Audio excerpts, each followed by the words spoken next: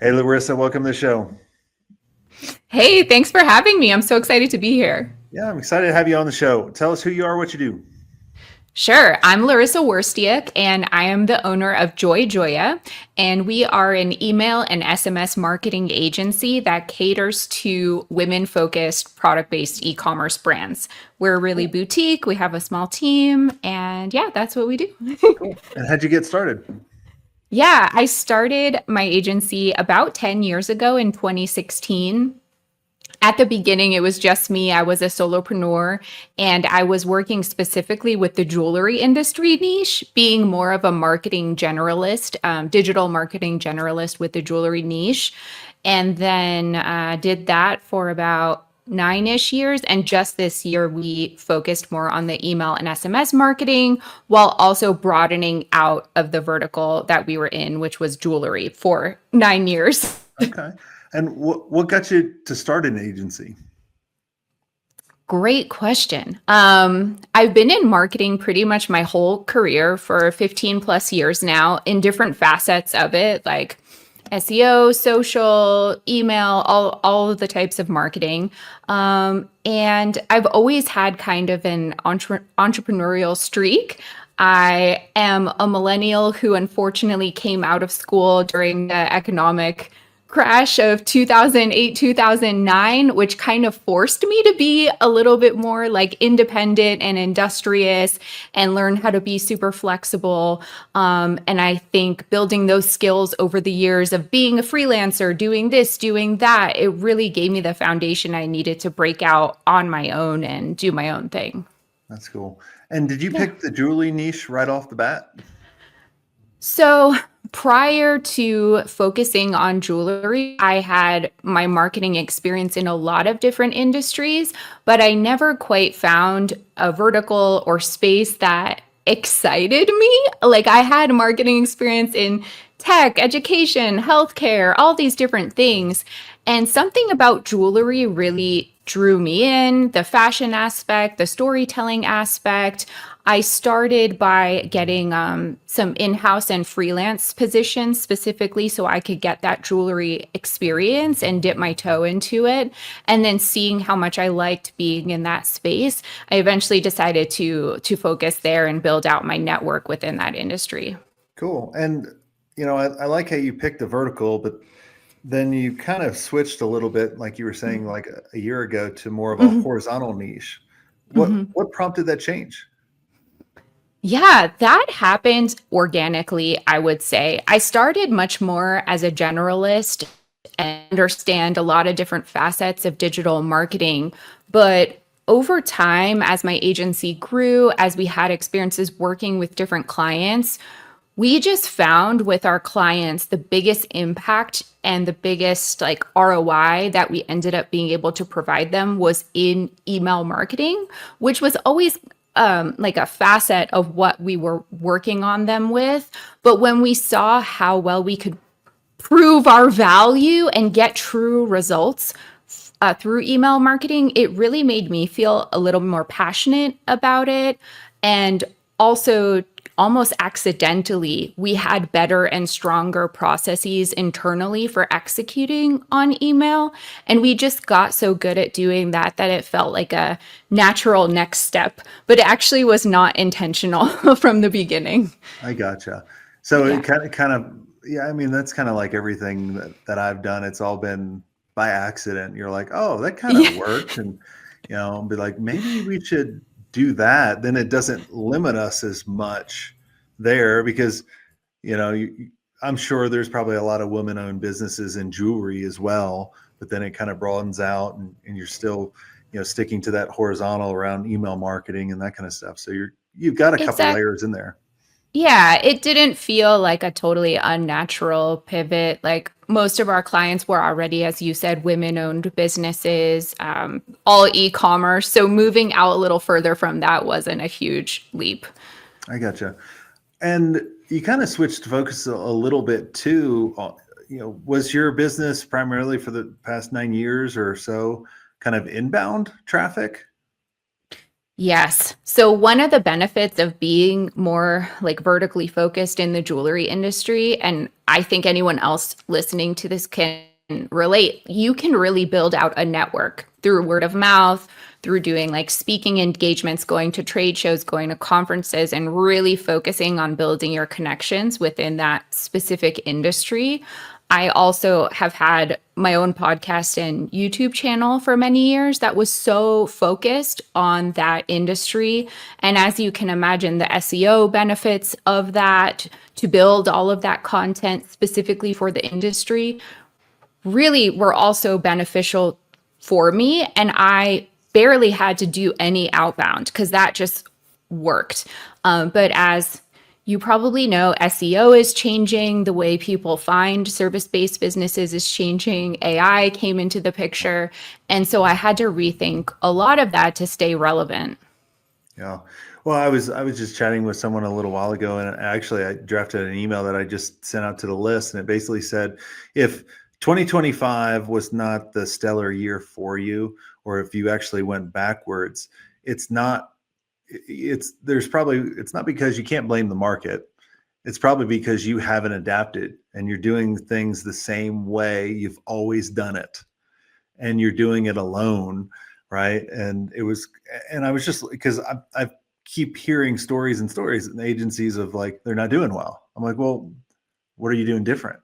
Oh, we're doing nothing. Like we're still doing Yeah. the same thing. I'm like, well, I don't feel bad for you.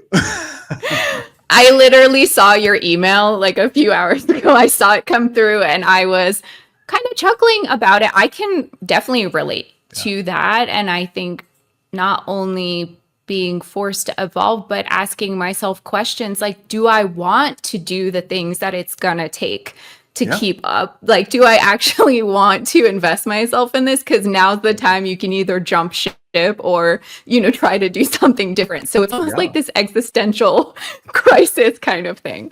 Well, it's, everybody wants to be the lion, but they don't want to do lion shit. Yeah. Exactly. Exactly. Right? Like we and that goes for everybody, including me sometimes, right? On different things.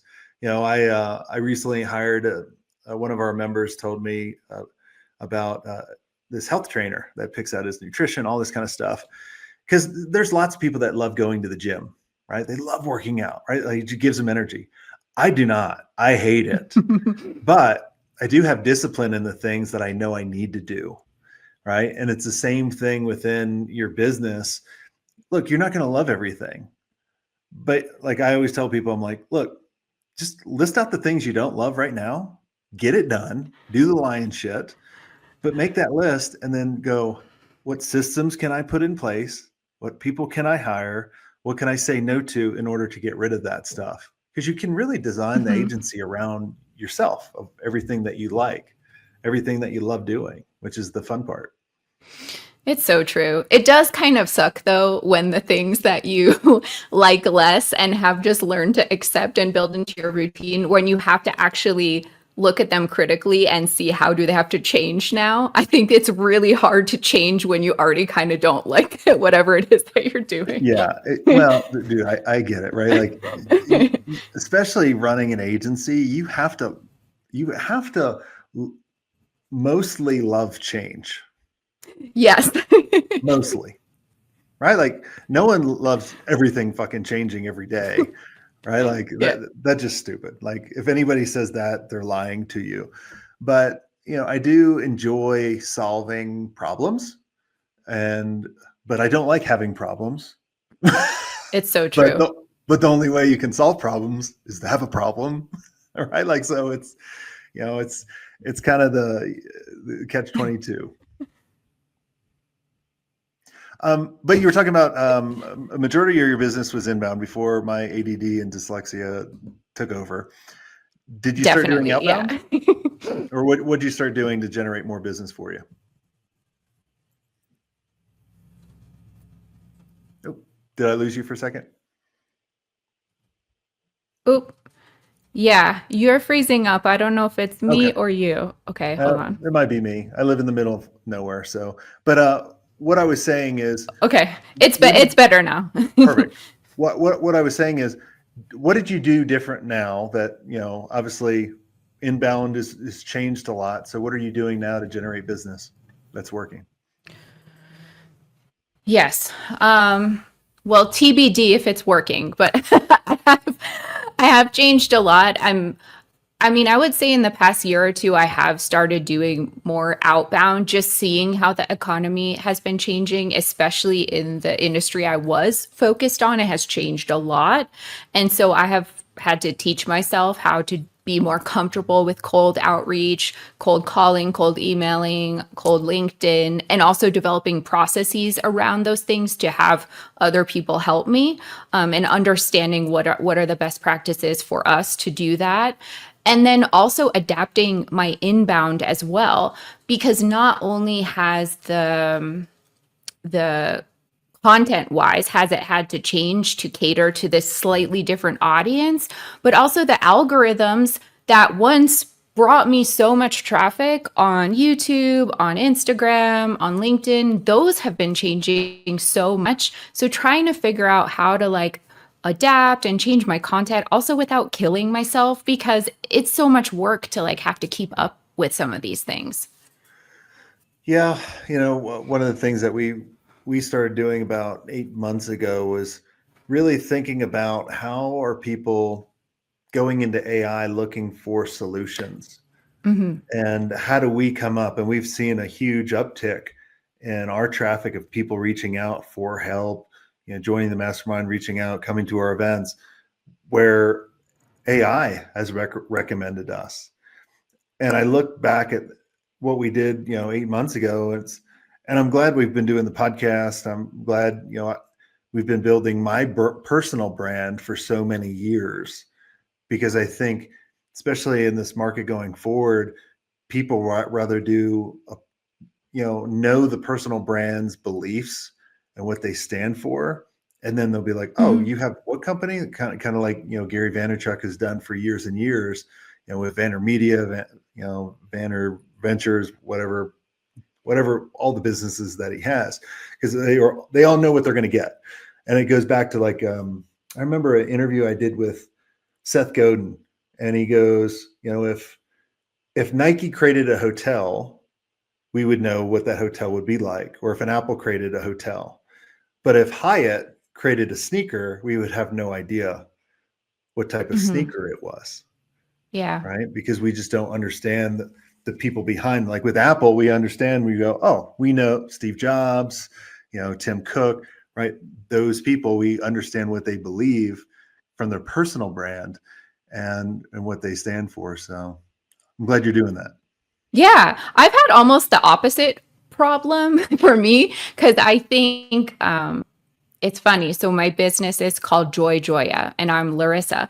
But me as like a marketing thought leader in my space, people think my name is Joy. Like that's how closely I have been enmeshed in my brand, to the Mm, point that I think for a long time people understood like my perspective, my take, but then they didn't actually even know what my business did, what services we provided. So I was putting out all this great information and I was present, but then how do you convert that to the right people at the right time yeah. for the sale? And that's been like an ongoing journey that I've been trying to figure out.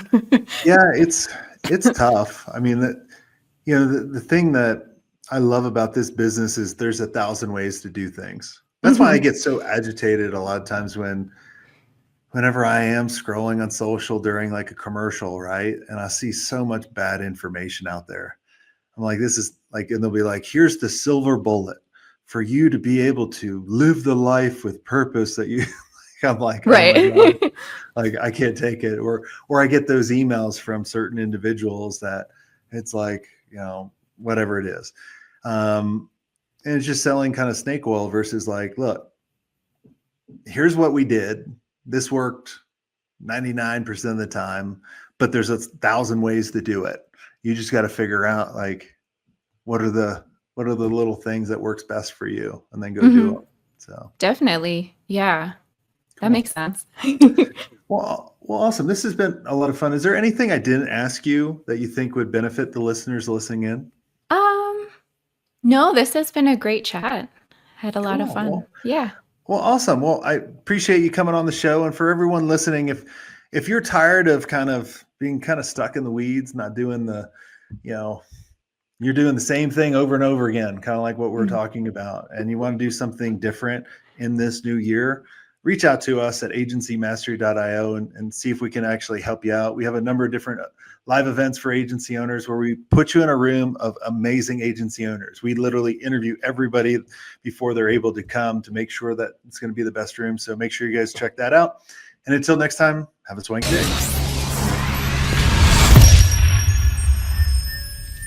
I hope you enjoyed this content. If you want more content like this, make sure you click on the link on the screen or check out your most popular podcast platform where the full episode is there.